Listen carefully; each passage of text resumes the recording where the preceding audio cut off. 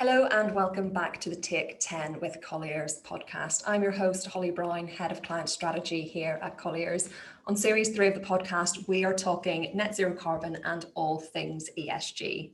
Today's guest is from a company that is very well known to our listeners, and I'm very excited to have him on the show. We have David McDowall, President and COO of BrewDog. David started with BrewDog over 6 years ago as MD of retail, and now as President and COO, he oversees BrewDog's entire leadership team, who are continuing their huge growth strategy with breweries in 4 countries, over 100 bars, and a team of over 2,000 people worldwide. David, welcome to the podcast. Hi, thanks for having me. I have to just start by saying that it's actually really great to meet someone who I can officially blame for the almighty game of Tetris that I'm playing with my groceries every single week, trying to fit them in around BrewDog cans. So thank you for that. BrewDog has come such a long way from, the days of hand filling bottles in Fraserburgh in 2007 to now being the world's first carbon negative brewery and a certified B Corp company. Firstly, congratulations, what an impressive accolade. And secondly, what's driven BrewDog's mission towards sustainability? Can you share with the listeners some ways in which BrewDog has achieved that carbon negative status? If I go back a couple of years, I think we thought we were being pretty progressive and we were doing a number of things to have more positive impact and to look at how our business could be more sustainable. And we were well down a process to remove all plastic from all aspects of our supply chain and a number of other initiatives. So we kind of thought we were doing our bit.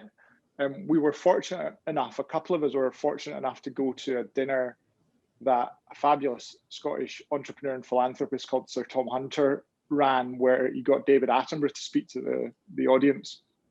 And we left that realizing that we were not doing anywhere near enough, to say the least.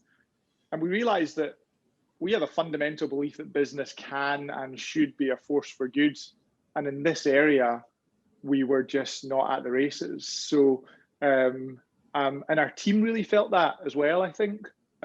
So we felt propelled to completely re-engineer our approach. And in true BrewDog style, over the past 12 to 24 months, we have put sustainability at the absolute core of everything that we have done and plan to do, and being very open and transparent about that. So we've made some really big bets on our plans to be planet positive, including we're cutting carbon as fast as we can through all aspects of our operations, including all aspects of our supply chain.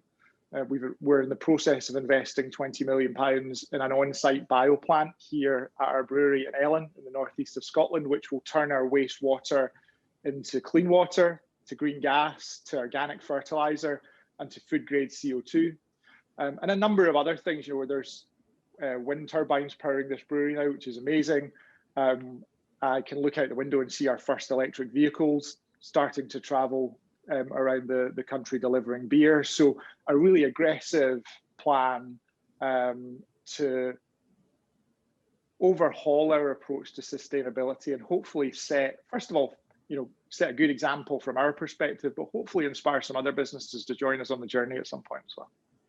Well, there's certainly nothing like David Attenborough to get the troops ready to go. I think it's just so inspiring to hear that story and how not only has it come from your staff as well, which we know in all the sort of podcasts we've been recording, it's so important to listen to your workforce and sort of the weight that they now have on sort of company-wide decisions, but also how a company like yours can almost move away from the core of their business to really positively influence the environment and make it integral within their business rather than being, a separate entity. So it's such an impressive story, and I'm sure the listeners will be very inspired by that. We all know that BrewDog has a very diverse range of beers, of which I'm sure many of our listeners have tasted, and as I believe, soon to be spirits. But what our listeners may not know is that you've got a really diverse real estate portfolio as well. Of course, we've got Doghouse Hotel, you've got BrewDog Kennels, which are your micro hotels, even Desk Dog, which is co-working capabilities at your bars. Yeah. What's the inspiration behind diversifying beyond the breweries and beers? Completely selfish, and we always say that our motivations are very, very selfish. So that way back in the day when James and Martin founded the business, it was driven by a very selfish agenda, which was we're really, really excited about this burgeoning craft beer scene in America, but we can't get beer in this country that tastes of anything. So our mission became to put the flavor and the arts and craftsmanship back into people's beer glasses. And similarly, we realized very selfishly that one great way to do that was to create brilliant experiential spaces where people could enjoy that beer. We could grow the category, we could grow our brand, and we crucially could create tens of thousands of brilliant, meaningful one-to-one consumer experiences every day where people get a really close, hopefully emotional connection with our brand and our business. So that's the reason why. And we now have over 100 BrewDog bars around the planet. Our hotel in the US, Doghouse, has a Punk IPA on tap in every room, has a shower beer fridge in every shower, so you can crack open a beer when you're in the shower. And last year it was voted in Time Magazine's top 100 places to visit on Earth. So for a group of guys from the northeast of Scotland who had absolutely zero idea how to open a hotel, we all found that very surreal. So there's more of those to come. The next one opens in Manchester later on in the summer. And we just secured a site to open one in Edinburgh as well. So really the motivation for building these spaces is to create environments where people can really enjoy our product at its best and be immersed in all of the things that we believe in. I think you'll have quite a few more bookings for your hotels after you've told us it's on tap and you can have a BrewDog in the shower. We know with real estate though, it comes with quite a large carbon footprint. And what we're sort of trying to get to on these podcasts is really understand how obviously really sought after occupiers such as yourselves will work with landlords to align with your own sustainability goals. For example, are there any absolute non-negotiables when you're acquiring new space, or how are you working with your landlords to help with that? I don't think the non-negotiable is determined necessarily by the space. We enjoy working in really kind of older buildings where we can redevelop, and we've been involved in many larger projects that have been kind of ground up and greenfield sites. However, the non-negotiable is more likely to be the relationship between us and the landlord. And we view our landlords as real partners. We want them to believe in the things that we believe in. So being a progressive organization, taking care of their team, taking care of the communities in which they operate. And we want them to take a long-term view in the way that we do as well.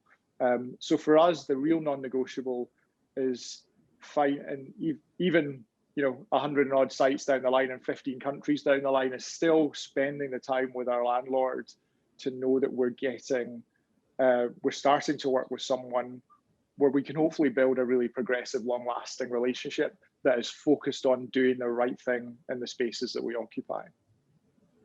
That's it. And I think it's that partnership approach which is really going to secure how our industry, the real estate industry in particular, actually makes an impact. And I think it does take both parties to come to the table to make sure that you're equally doing what you need to meet those goals. So I think you're doing it completely the right way. So David, we are coming to the end of the podcast. It goes quick. So it is time for the quick fire question round. Sure.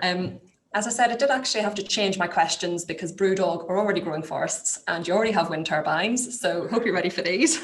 Yeah, let's go for it. Right. Would you rather switch 100 homes or 100 vehicles to clean energy? Great question. And I think that in terms of long-term impact, then I think I would probably rather switch 100 homes. But yeah, super tough choice. The first thing that we did here was move all of the energy that powers our sites and our brewing facilities to renewable energy, so that was very early on in the journey and feels like a progressive thing for anyone to do who's starting out in that process. Definitely. So you've already done that one as well then. Brilliant. Would you rather be stuck in a dry desert or in a frozen tundra forever? I'm from Glasgow, so it's not too far off being a frozen tundra, to be honest. I think my metabolism and makeup is probably more suited to that. So. Excellent idea. Right, if you could choose one part of the world to save from global warming, where would you save? Yeah, I mean, I think the answer really is let's make sure that it doesn't come to that. But as a passionate Scotsman. And in the era of staycations as well, I would encourage everyone to spend some time touring around the kind of gorgeous scenery of Scotland. So. Had a feeling you might say that. Okay, final one. If you could only have one BrewDog drink for the rest of your life, which one would it be? And I know that's a tough one. That's the hardest, right? And but for me, my kind of fridge filler go-to is a drink called Dead Pony Club, which is a 3.8% kind of session pale ale. Really flavor-packed pale ale, really sessionable, tons of citrus, tons of lemongrass and piney resinous flavor. So if I think about what's always in my fridge, it's probably that. So that's my go-to BrewDog beer. Brilliant. Well, you've done very well for the quickfire round. Well done. David, thank you so much for being on the podcast. All of our listeners will be so impressed at how much more your business is doing than just sort of the bars and the breweries. And I'm very, very excited for your journey to come. And I'm equally excited to come and visit you in Manchester to get all those drinks on tap. Sure. Thank you so much again. Thank you, Holly. Thanks for having me. For those listening, thank you very much for joining us. To hear more episodes of the Take 10 with Colliers podcast, you can find us on Apple Podcasts, Google Podcasts, Spotify, and YouTube. And to find out who our next guest is, please follow us on all of our social channels, LinkedIn, Twitter, and Instagram. Thank you for listening.